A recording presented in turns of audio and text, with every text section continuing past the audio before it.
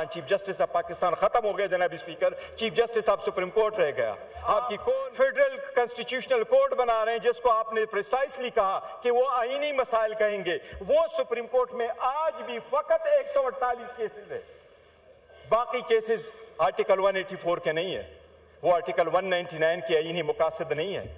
अगर 141 केसेस के लिए आप कॉन्स्टिट्यूशनल अदालत बना रहे हैं, ये सब उसके लिए नहीं बना रहे हैं। जनाब स्पीकर, आवाम के बुनियादी हकूक का हुकूमत के खिलाफ, हुकूमत की जद कोब में जो लोग आ जाते हैं उनके खिलाफ लोगों के पास एक किला होता है, अदलिया किला की हैसियत से ये उस किला को फतह करना चाह रहे हैं और अपनी मर्जी के पैसे ले लेना चाह रहे हैं। जनाब स्पीकर, मैं दो चीज़ों का बसद एहतराम अर्ज करूंगा। आज जब आपने तरमीम करने जा रहे हैं, आपने सेरेमोनियसली भी सुप्रीम कोर्ट को नहीं छोड़ा, आपने सुप्रीम कोर्ट ऑफ पाकिस्तान को ख़त्म किया जो तो रहने दिया है, उसके हैसियत को आपने डिस्ट्रिक्ट कोर्ट के मुताबिक में किया। बस जनाब स्पीकर, मैं डायरेक्टली क्वेश्चन करूंगा लॉ मिनिस्टर साहब से कि आपने आर्टिकल 176 में तब्दीली क्यों की? आज के बाद पाकिस्तान से आपने हमेशा हमेशा के लिए चीफ जस्टिस ऑफ पाकिस्तान का टाइटल खत्म कर लिया, 100% आपने खत्म कर लिया।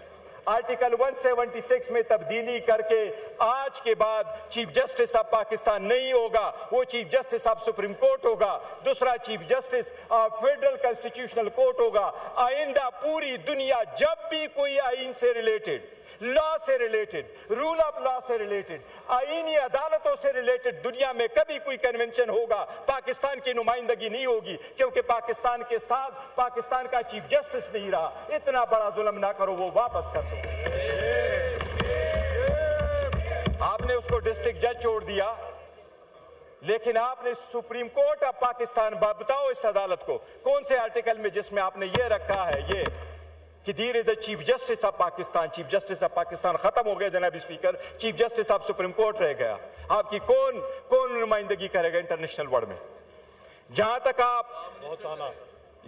तक आप फेडरल कॉन्स्टिट्यूशनल कोर्ट लेके आ रहे हैं जनाब स्पीकर साहब, मिनटों के हिसाब से होता है।